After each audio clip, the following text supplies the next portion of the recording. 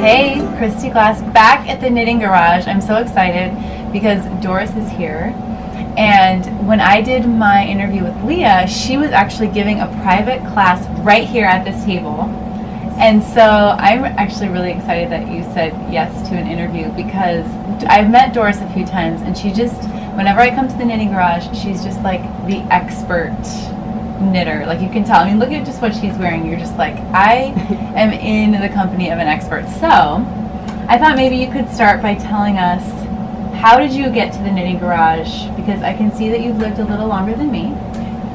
So tell me your life story and how you got here to the Knitting Garage. I mean, just, bullet points of your life that you want to share. Right. I started off knitting very early. It was a curriculum in the late 50s, early 60s at school in Germany. Mm-hmm. So we all learned in third grade. So it was like a class. It's a class, yes. Needlecraft. That's so cool. And we started off with crocheting and then knitting. And we even had homework. We had to, we were knitting, like the whole class had a project to knit those long cotton bandages, which we donated to the hospital. I know, it sounds like I grew up in the 30s or something, but that's so cool. We just knitted these long cotton bandages and then donated them to the hospital. And so how did you feel about giving away your project? That was okay. Yeah. Actually, I didn't even knit, I knitted a few rows and then I felt like, I didn't do as much as the girl before me, and my mom and my sister would help me sometimes. Mm-hmm. They would do a couple of rows too. So they knew how to knit also? Yes. So when you were given homework in school, the teacher knew you would have support at home? Yes. Was this just a cultural phenomenon? Everybody knew? Yes, cultural. What color was the cotton? White. Always white, like, right? Not bleached white. Mm-hmm. I think it was just like a natural white. So kind of after you did that, what else would you graduate to in your class, like projects? Not much, because at that point in the German schools you had to decide if you wanted to go to university. You had to start learning your Latin and your all like more the science specific classes. I picked it up again in high school, and I liked math, but I also liked to do some kind of craft. I think people who knit, they are very tactile people. You like to touch the yarns, you like to do something with your hands. Mm-hmm. And do you think that knitting is also mathematical? Yes, I do. I do too. I do. I think that music and math are partners, and I've also noticed knitting and math are partners. So in high school, did you take it as a high school class or as a... No, just privately. And I would knit with some friends, and we'd just make up our own patterns. But like today, people mostly follow patterns. Mm-hmm. At that time, we just, measured our bodies and made it up. This is actually something I made in the 70s. Early 70s, before I graduated from high school. My goodness. Like senior year at high school. And I just made it up. I mean, but just made it up. I mean, so it's an old piece. I actually wear it sometimes, very, very rarely. It still fits me for some reason. And look at, oh my goodness, look at this detail. We need to get this because this has her name. Look, yes, look how sweet this is. Name on there. Hold on. You made, so where did you get these tags made up? Oh, I had to get them made up anyway for when I went to university. I put them in all my clothes. like a label here. Yeah, just like so this isn't like just so in case you lost it. Exactly. Yes. I am in love with this. So now what is this, wool? What am I feeling? This is wool. Yeah, it's wool, and as you can see at the stitch, it's like I must have used a really, really small needle. Ones or twos, right? Or three? Yes, threes. Probably. Twos or threes. Yeah, and these buttons. See this? I'm using twos here on the socks. Yeah, this looks like this is bigger. Yeah. So yeah, maybe ones. And this little, look at this detail of this beautiful. How do you make this stitch? Bend. These that little stitch. squares. It's just yarn overs and two togethers. That's all it is. And as you can see, I like the geometrical idea of designing. Yes, it's gorgeous. And I made another one with two colors, but I didn't wear it much, so I donated it to Goodwill. which later I regretted maybe. Yeah, But I'm hoping somebody appreciates it. That's it. When you give your hand knits over to the Goodwill, you're like, please, the right person needs to find this. Yes. I found a hand knit sweater at the vintage store the other day, and I was like, I have to buy it just because I know that I'll appreciate it. Oh my gosh, this is impeccable. And so this is like as old as me, maybe even Yes, older, maybe even older. and it's in perfect condition. yeah, it's still good. It's probably, I made it, I graduated 74, so I probably made it 1973 or so. And it's just, and you made it up. I want to Yeah. point out too, Yeah. in those days, we were very careful to reinforce the button bands. Oh yes. So you would use this on the inside, Like the and you would actually sew the buttonhole, make the stitches around the buttonhole. So everything, it doesn't stretch, it stays in shape. And did you do that by hand? By hand, yeah. This is a relic. You need to leave this to someone very special in I your should will. frame it. Yeah, frame it. But the thing is, it's so great to actually handle it and look at these amazing details, because no one's doing this anymore. Unless they're in your class and you teach them to. Yeah, maybe. Oh my gosh, this is amazing. Okay, so after high school. So then I wanted to pursue a career where I have both the math and the art. I was starting to study to become a teacher in mathematics and art. After 2 years, I felt like that wasn't really it. And so I kind of drifted for a bit, had my family, moved to America, had my family here. And of course, when the kids were little, I did knitting then, but it still was just for the sake of knitting. It was just maybe after I got laid off from my most recent job at the Mid-Hudson Library System. They had to, due to state budget cuts, they had to lay off people, and I was one of them. So I couldn't find a job as a bookkeeper. Not a full-time job, not around here, not like, what was it, 4 years ago. So after almost a year, I got kind of discouraged, and my husband asked me, well, what would you actually like to do? And that made me think about, well, what could I feel passionate about? What would I like to do where I'm not just counting the years till I can retire? So I felt like teaching to knit would be it. Not the knitting itself. I don't really knit things and then sell the knitted projects. Right. But I want to help people to discover, like my blog is titled Knit with Doris, Discover Your Inner Knitter. Discover your inner knitter. I want people to discover that inner creativity, because I think that's really important. So did you start with the blog first? I started actually with the idea. Then there's a Judy across the river in New Paltz. She's a retired judge, and she gave lessons. And she had an open house just right around that time. So I went over there and I talked with her. She was very encouraging that I would pursue this. So then the very next day I marched into here, and she did say, start a blog. It helps you to get the word out there. It helps you to show what you're all about.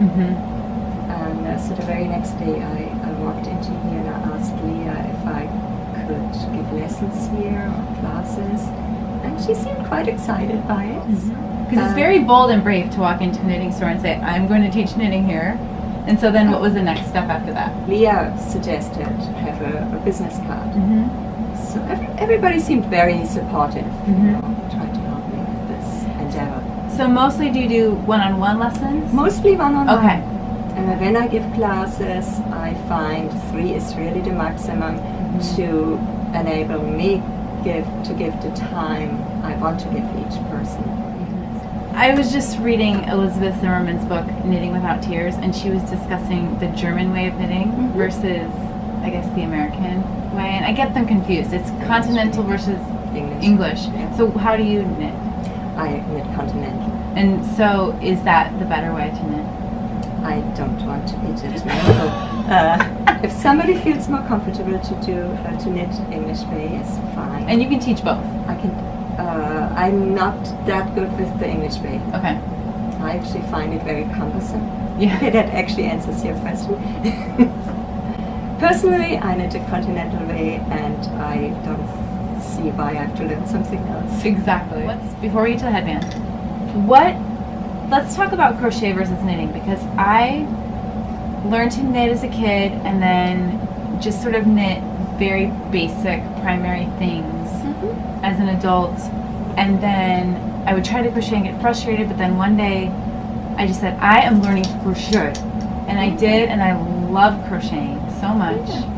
And then once I saw that I could get good at crochet, I decided to go back to knitting and try to get good at knitting. So now I can do both, I think, pretty well. Yeah. So, she was just saying that her daughter-in-law got frustrated with knitting because it wasn't perfect, so you thought, let's try crochet. So talk about a little bit that. How do you match the right craft with the right person? How do you know where someone should start? It's a difficult question, but in your experience, what have you found? In my experience, I found that knitting, you have to have like a dexterity with both hands. You almost need to use both sides of the brain at the same time. And by the way, that is another aspect of why I like to teach knitting. It's so good for your health, for your mental health, even for like, if you have arthritis, to exercise those hands. Knitting is just, it has many, many good health benefits. And there seem to be new researches and new articles coming out about it all the time. Yeah, Alzheimer's. I had a lady who came a couple of times. She had Parkinson's, and just being forced to have that focus between her thinking and her mind and what her hands were doing, her shaking was not as pronounced. That's amazing. So it was really pretty awesome. It's like a miracle. And I've maybe posted one or two, but there are so many more articles posted, maybe one or two on my blog. And you look at the context, the table of contents, there's one little link which says health benefits. So there's a little BBC video there and whatnot. Cool. So anyway, so that's with knitting, and then crochet is more... Crochet too, I think it forces you to have that, that unity between what you want to happen and what your hand will actually needs to do, will need to do. And I do think very young children are often better off to learn how to crochet first, because they just have to focus on one hand, and not both right away. I think that crocheting is more forgiving when you make a mistake. Yes. So you can pull back without as much sort of panic. Right. And I also find I use crochet and knitting for different things now. Like the fabric that is made with each craft, they behave differently. Right. Yeah. I find crochet fabric much more dense. Exactly. So it's great for coasters or for a rug. Or even you could make those baskets, where you just go in a circle up and up and up. Much better than with knitting. Knitting has a really lovely drape, which is nice for, like a skirt like I'm wearing. Drapey. Yeah. And also it uses, I think crocheting uses 1.5 times the amount of yarn. Yes. Yeah, so Crocheting for your does use budget. up more, Okay. Which, if you do a double crochet or so, even a triple crochet, you can kind of a little bit get around it. Right? So you can make a bigger piece. Yeah. Spreads out more. Spreads it out. It's like a drop stitch with knitting. Right? Let's make more holes. Yes. Okay, so this headband you designed, and so then you wrote it down. So this is your first design? That was my first design, and it's free on Ravelry, and it seems like hundreds of people have actually done it and then posted on Ravelry. And that's cool. Great. What's it called so we can find it? Cabled headband. Cabled headband. And do you think, what are your thoughts about charging for a pattern or not? Because someone was talking on a YouTube channel the other day about, why aren't we charging for our knit patterns? Like, we deserve to make, even if you charged $1 for it, or, I think someone would pay $1 Someone who wants a Yeah. free pattern, I think, would also spend $1. Yeah. And I would argue would also spend $5. I mean, it's not that Right. much. So what are you feeling on I it? do have both. I'm keeping the cabled headband as a free pattern because I had been approached by the all-free knitting website, and they said, can we add you as a designer? You have a couple of free patterns. So I just leave that as is. I do charge here and there for things like for the fingerless mitts, which are a great beginner's project, I think. Yes. Because they're done flat and then seamed.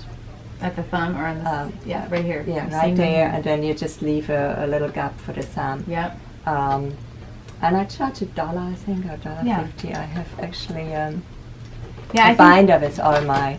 I got my 13. goodness. I got 13 designs. Oh my goodness. Oh, so I do see you are charging, which I'm I am happy charging to for see some. that. For that, for example, $1.50. It came about because some people come and they just know really the basics, and they're retired and they don't want to learn something really huge, complicated, and new, like working double-pointed needles, Right. You know, that kind of thing. But And they want it's- to make something for their grandkids. And fingerless mitts are quick and easy to make. So I designed it to be knitted flat and then seamed. And the same with a hat. There's one hat pattern which you just knit flat and then you seam it. It's still next on there. And they're all inside as well. Yeah. Oh, this is so good. So, And then this one is also I'm a just gonna free add- design. I'm just gonna add these clothes.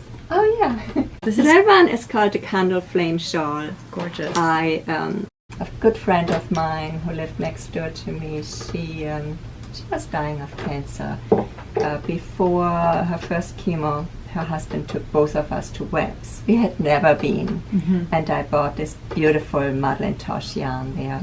And I thought this yarn deserves some really special stitch, something which looks nice on both sides. So I found this stitch and I made this scarf. And again, I wrote down how I made the scarf because I think I feel almost an obligation as a knitter. If I make something beautiful, I want to tell people if they want to make the same thing, how to do it. So to me, writing a pattern, it's almost like a lesson too. I write it in such a way that I imagine the other person at the other end and explaining what they need to do, trying to write it simple, but so there. What are your feelings about sort of like a prayer shawl or? I did make a prayer shawl. And so, what does that mean to you? Like, what is that? Talk about It that. means to me, like when I made a prayer shawl for her, I used a lot of leftover yarns. I found this great pattern. I forgot now how it's called, but you can look it up on my Ravelry site because I have over 300 projects. I love that. I love that. My project page is And- almost at 200, so I'm Oh, right good, behind you. good. I'm right behind Yeah, you. Yes, you are. So I found this one where you really just do one row of each yarn. You leave the ends hanging, Oh, cool. and then every few rows you knot the ends, so you have the fringes on the sides.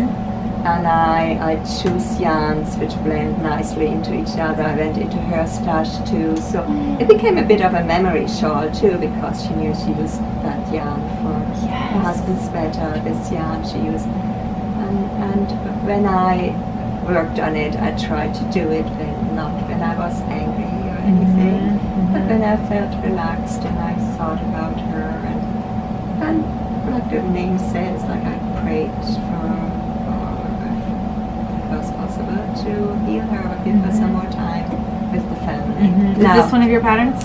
Yes. So what happened is what is the company called again? This is the Indochine yarn. It's from Blue Moon yarn, Blue Moon or something. Kathy Woodcock emailed me. She said they're just starting, they're just launching this new yarn. It's 100% silk Indochine. It's gorgeous. And she saw this pattern online, and would it be okay to use that as the sample in their trunk shows? And I said, sure.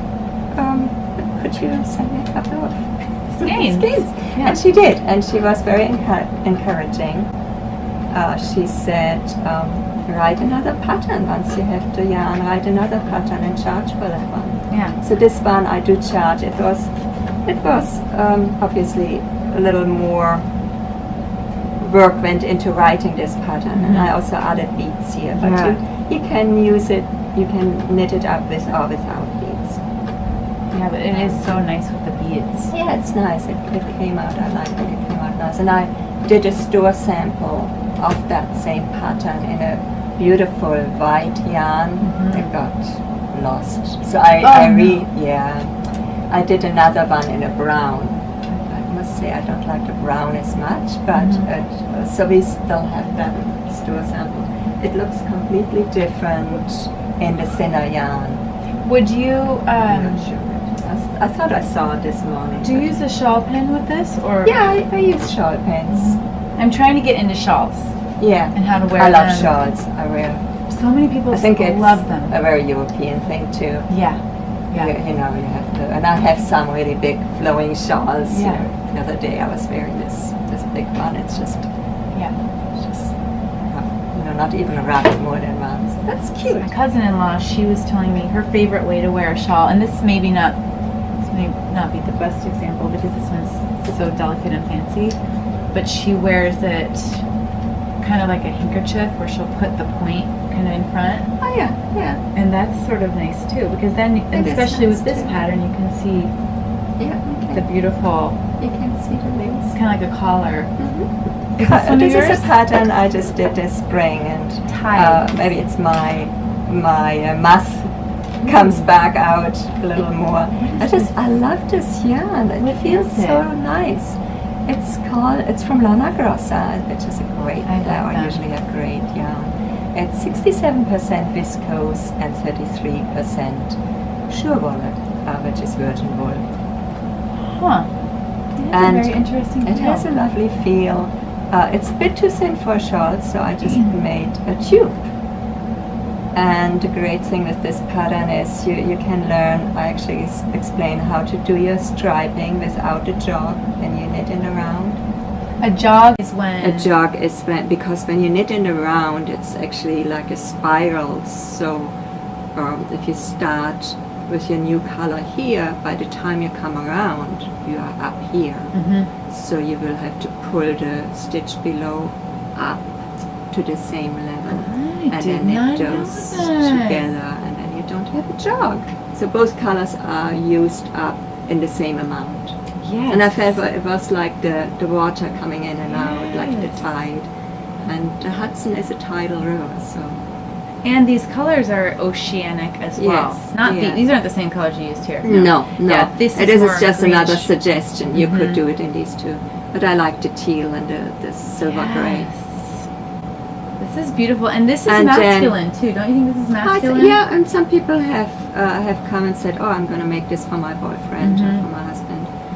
And in the end, it's Kitchener stitched. I love Kitchener stitch. So I did a Kitchener stitch. stitch like right in where I had a lot of, where I just had the one color.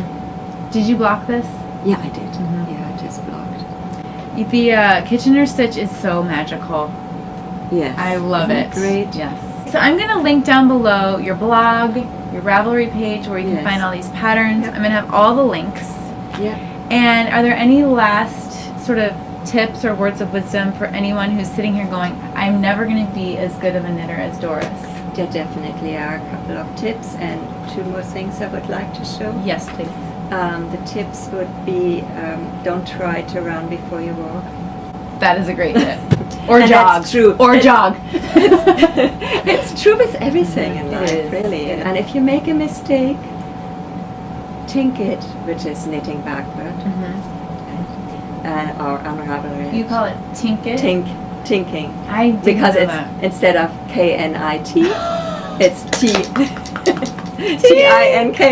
Yes. Knitting backwards. I just call it I'm unknitting, and I always say it in that tone. My kids come in, what are you doing? I'm unknitting. And that's when you do really stitch by stitch.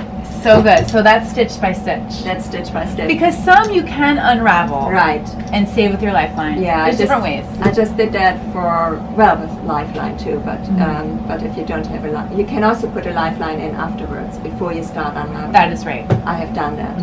Tinking. For somebody, she did a little mistake on the crown of the hat, and she had knitted about yay much. I wasn't going to tink all that for her. No. So I unraveled until I unraveled. I love it. I'm not going to tink that for anyone. No tinking for her. Okay. So I unraveled until I was about a row before I wanted to be. And then the last row I did tink. Yeah. Because it's more time consuming. True. I mean, it takes forever. But then you have all your stitches back on the needle. But there's certain patterns, like if I'm brioching or if I'm yarn overing, I feel very intimidating. And then you can't unravel that. It's hard. You have to tink. Yes. Tink. Okay. What else? You said you had two things to show me. Two things I wanted to show you because we were just talking about socks. So that's like I did this class this spring, the 2 at a time socks, and this fall I had also offered another class where you do 2 at a time, which is called the one. This is just a practice sock with worsted weight yarn, just to see how it works. Right. It's the War and Peace method, where you knit one sock inside the other. No. Like in Tolstoy's War and Peace. What? You look so funny. You can do that? You can do that. What? And then, if you do it correctly, you see it's 2 socks. Here's one little blue sock. Of course, this is not a real sock. This is just to practice. And then you have one little green sock. Isn't this so cool? How? I can't. My brain. You just blew my mind. Okay, but can you do this? Awesome. Yes. But I just did it for fun, and I offered it as a class because people sometimes get bored with the same old, and they want to learn something new just for the fun of it. But could you do your husband's socks like this? Yeah, definitely I could. What? Okay, I can't So even. rather than having them side by side, you can do it like this. And you can do it on double pointed, or I always like the 2 circulars. You can do it also with 1 circular with the magic glue. Is that awesome? Yes, my jaw is still dropped. It's almost like fair iron knitting. Yes, I see. But you don't do your crossover. You have to make sure one yarn stays always on the inside, always in the back, and the other. So I actually do it just like I hold my 2 yarns like this. And that's amazing. I'm really glad you showed me that. Yeah, so that was fun. And then I wanted to show too, I don't only do my own patterns. Right. You have to, And there's so many beautiful patterns out there. Many. Sometimes there are like certain parts of a pattern I don't like. Will you change it? And I change it. Because I just made this without a pattern back in the 70s. I can do that. I can do that. So I don't know if you have seen the Hitofuda. Have you seen that pattern? I don't know. No. It's actually the way it's done originally. It's the design. It's a Japanese designer, and this is done actually in the shibui linen, which I love. Do you like linen in general? I do actually. I haven't. My skirt has a bit of linen in it too. I haven't become converted to linen yet, but this skirt is nice. Yeah. Okay, go ahead.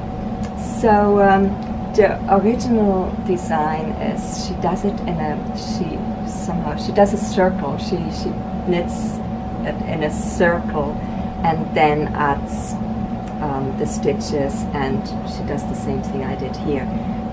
But I didn't like the neckline it creates, because then it goes out like this, right? Can you imagine that? And then you add the stitches and it comes back in. So it's like exaggerating your... Yeah. So this was not for me. Yeah. So I just did a simple V-neck. Yeah. What I did is I did the back first up to the armhole. I kept these stitches live, and then I went to the front. Then I joined it after the armhole, and I went back and forth and followed her. So it's her pattern, but I just changed it a little bit. And I do that with other patterns too. And I always try to write very clear notes On your Ravelry? I was hoping, that was my next question. Because actually somebody else asked me about, oh, you're making this, I hope you're going to do good notes, because she didn't like the neckline either. So I did. Do you love Ravelry? I do. It's fun, right? I love it, yeah. And did you knit this, everything you're wearing? No, I didn't knit this. I knitted the shawl, which is called the ginkgo shawl. I just like it so much. I love this color. I love the these two colors together. Yes. And I did knit my skirt. And do you, what do you wear this with when you wear it? I wear it with like, if I have a tank top with just very thin straps, I wear that over it. I have some summer dresses, which are, you know, again, like just the thin straps, and so just makes it more dressy. And but I wear it with jeans too, with shorts. It's very versatile. I was going to say, it seems. Yeah, I wear it a lot actually. I thought about wearing it today. And if you want to take private lessons or semi-private with Doris, we will put all her info down below. Come to Rhinebeck, come to the Knitting Garage, and take a lesson with Doris, because she knows everything. She does. If I don't know it, I look it up before I meet with you. That's her secret. All right, thank you. Thanks. See you later.